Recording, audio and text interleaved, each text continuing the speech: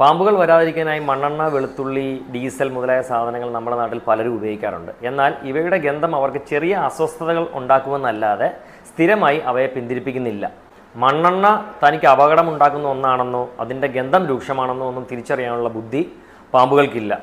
രണ്ടാമത്, മനുഷ്യന് രൂക്ഷഗന്ധങ്ങൾ പ്രശ്നമായേക്കാം എന്ന് കരുതി പാമ്പുകൾക്ക് അങ്ങനെ ആകണമെന്നില്ല. കാരണം പാമ്പുകൾ മണം പിടിക്കുന്നത് മൂക്കുകൊണ്ടല്ല. അതുകൊണ്ട് തന്നെ ഒരു ഗന്ധത്തിൻ്റെയും പ്രശ്നം അവയെ അലട്ടുന്നില്ല. ഇരകളെയും ശത്രുക്കളെയും കണ്ടെത്താൻ ഗന്ധം ഉപയോഗിക്കുന്നു. വായുവിൽ കലരുന്ന ഗന്ധതന്മാത്രകളെ നാക്കുകൊണ്ട് പിടിച്ചെടുക്കുകയാണ് പാമ്പുകൾ ചെയ്യുന്നത്. നാവിൻ്റെ അറ്റം രണ്ടായി പിളർന്നിരിക്കുന്നത് കൊണ്ട് തന്നെ അവയ്ക്ക് അറിയാൻ സാധിക്കും ഏത് ദിശയിൽ നിന്നാണോ കൂടുതൽ ഗന്ധതന്മാത്രകൾ നാവിൽ പറ്റിപ്പിടിക്കുന്നതെന്ന്.